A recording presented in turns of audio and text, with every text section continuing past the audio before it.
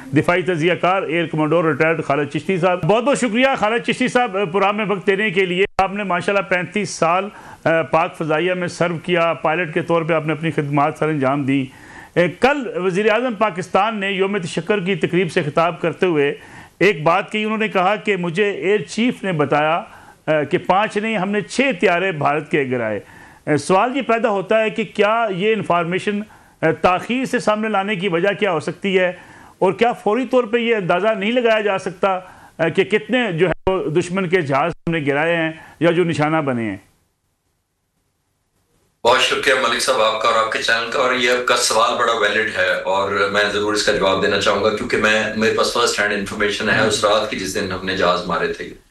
मैं air headquarter operations room के साथ कनेक्टेड था और मैं आपको जो मेरा पर्सनल एक्सपीरियंस है वो शेयर करता हूँ। तकरीबन 2-2:30 बजे पाक फ़ज़ाइया के हाई ऑफिशियल में मेरी बात हो रही थी और उन्होंने जब इनिशियली मुझे 1, 2, 3 बताया जहाज़ के गिरे हैं, फिर थोड़ा सा पॉज आया, मैं नोट कर रहा था, फिर मीडिया को 3 रिलीज कर दिए गए।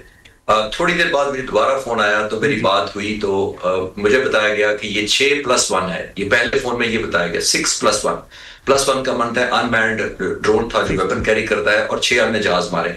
अभी मैं बात कर ही रहा था और कुछ और क्लैरिफिकेशन कर रहा था तो मुझे वो जहाज 6 से अमेंड करके जो मुझसे बात कर रहे थे टॉप लीडरशिप, उन्होंने कहा इसको 5 कर दिया, 5+1 करें, और मीडिया को अब यही बताएगा। तो मैं थोड़ा सा हैरान हुआ, मैं थोड़ी लिबर्टी लेते कहा कि अभी तो आपने 6 कहा था तो आपने 5 क्यों कर? आप सोचिए जरा क्या करें। मैं इसलिए फर्स्ट हैंड बता रहा हूँ कि ये जो पायलट लड़ रहे थे हवा में और जो जिन्होंने शूटिंग की है, मैं अपनी यूट्यूब डॉक्यूमेंट्री में कुछ हफ्ते पहले इन सबसे मिलकर आया था। मैं इनके जहाज भी देख कर आया था, मुझे इनके अंदर सिस्टम भी पता था, मैं इनसे ब्रीफ की थी कि कैसे आपको वेरीफाई होता है जब दुश्मन आप कंफर्म मार देते हैं आप किसी को। तो वो सारा सुनने के बाद मैं हैरान हुआ। उन्होंने जबरदस्त बात कही। उन्होंने कहा कि हमें 6 अपने पायलट्स के डाटा, इलेक्ट्रॉनिक सिग्नल्स और वीडियो रिकॉर्डिंग हमारे पास कॉकपिट में मौजूद है, उससे कंफर्म है कि हमने 6 मारे हैं, 6+1। लेकिन हमें उस वक्त तक हमने क्लेम नहीं करना जब तक हमें जमीन से फिजिकल ग्राउंड रैकेज या मलबे की कंफर्मेशन नहीं आई। आप सोचिए हमारे सूल पसंदी है। मैं उसी चैनल पे गया था, उन्हीं दिनों में रात को 2:30 बजे कुछ चैनल्स पे गया, आपके चैनल पर भी मैं आया था और मैंने कहा कि पाक फ़ज़ाइया ने 5+1, और मैंने ये भी कहा था, मैंने कहा मेरा यकीन है और मेरी दुआ है कि 6 भी शामिल होगा। और यकीन क्यों कहा था? क्योंकि मुझे उन पायलटों पर भी यकीन था, उस जहाज के अंदर जो सेंसर्स लगे उस पर भी यकीन था, और जो इलेक्ट्रॉनिक सिग्नल नोटिफिकेशन होती है कि हिट हो गया मिसाइल, उस पर भी यकीन था। तो इसलिए मैंने कहा था कि यकीन हमने इसलिए किया था कि असूल पसंदी से जवाब दे। और लास्ट पॉइंट इस सवाल के जवाब में ये है कि मैंने वो कंफर्म किया कि वो रैकेज ईस्ट ऑफ श्रीनगर, ओमपुर एक जगह है श्रीनगर के पास, वहां मिराज 2000 गिरा है, और वो पहाड़ी इलाका है और बर्फीला इलाका है, और जाहिर है हिंदुस्तान ने उसे कॉर्डन ऑफ कर दिया था, इसलिए इंफॉर्मेशन कंफर्म होने में भी टाइम लगा है पाक फ़ज़ाइया को। जी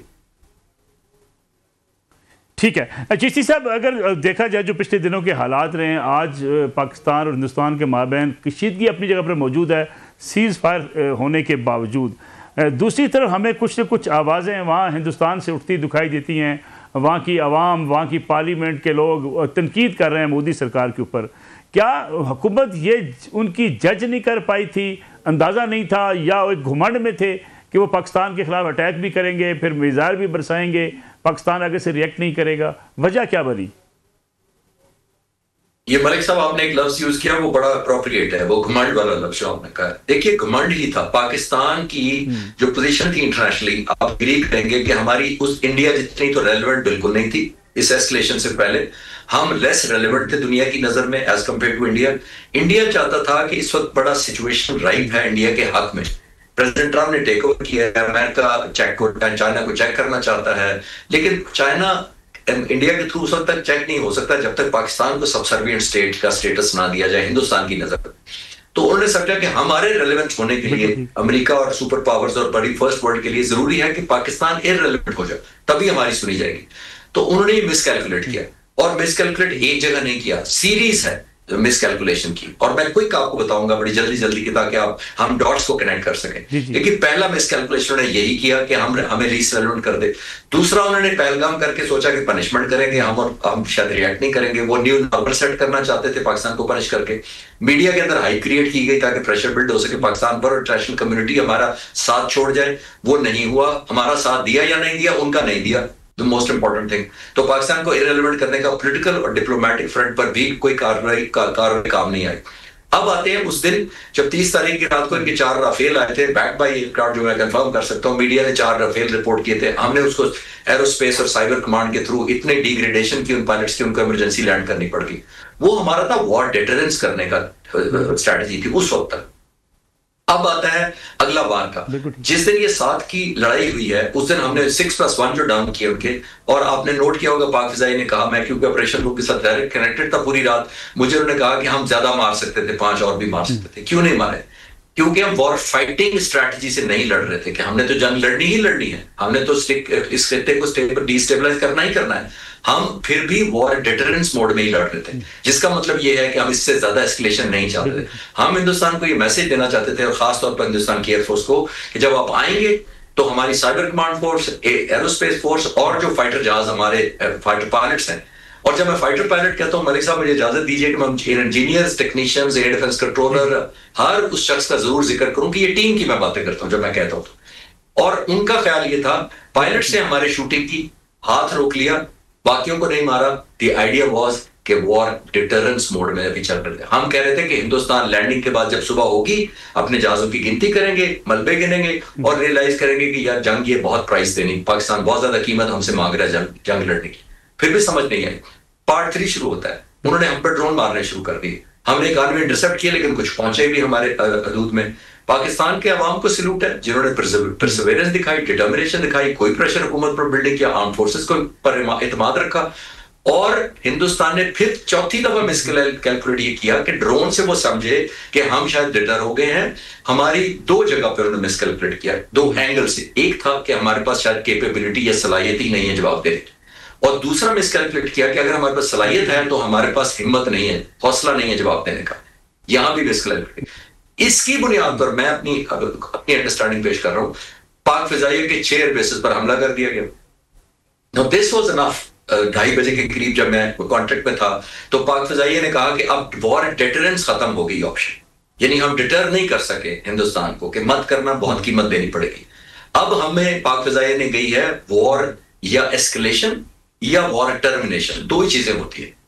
पाक फिजाइया ने इतनी मैसिव बॉम्बिंग की उस 5 घंटों के अंदर, जो आपने विटनेस की, 16 बेसिस हिट किए, 26 पॉइंट पर हिट किया, S-400 को मारा।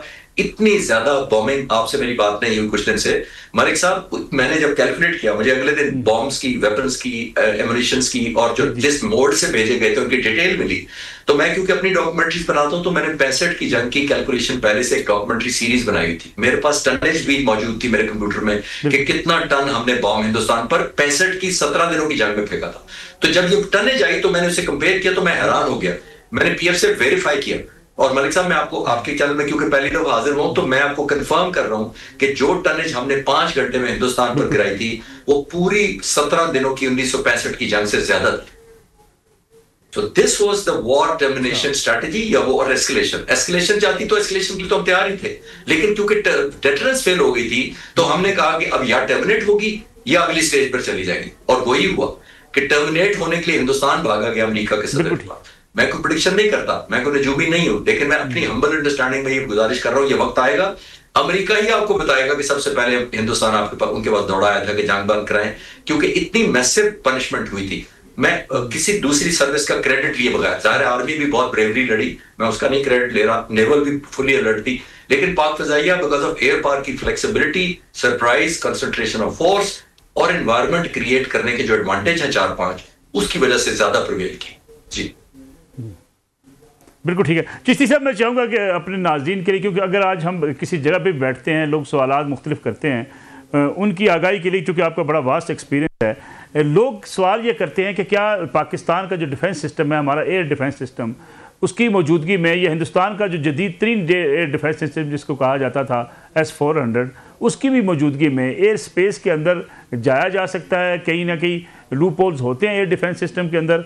और दूसरा, दुनिया में कोई ऐसा एयर डिफेंस सिस्टम है जिसको जीरो जो है इंटरफेरेंस हो जाए किसी भी स्टेट के अंदर? ये बहुत मुझे फेवर किया आपने ये सवाल करके, बड़ा अच्छा सवाल है, और इसका मैं जवाब इसलिए देना चाहूंगा कि मुझे तो टाइम मीडिया की वजह से कम मिल रहा है बाहर निकलने का, जितनी मेरी इंटरेक्शन होती है वो यही पूछते हैं। देखिए, पहले मैं एक छोटी सी अवेयरनेस अपनी हम्बल सबमिशन में करना चाहूंगा मेरे अपने हम वतनों की। हमारे जहनों में ये है कि पाकिस्तान के इर्द गिर्द शायद कोई कंक्रीट की दीवार है 100 मील ऊंची, जो मिसाइल आएगा टकरा जाएगा, जो गिर जाएगा और कोई अंदर नहीं आ सकता। देखिए मलिक साहब, आप मेरे ज्यादा स्ट्रैटेजी पढ़ाई होगी। देखिए दुनिया में ये ऑनगोइंग रेस होती है, ऑफेंस एंड डिफेंस।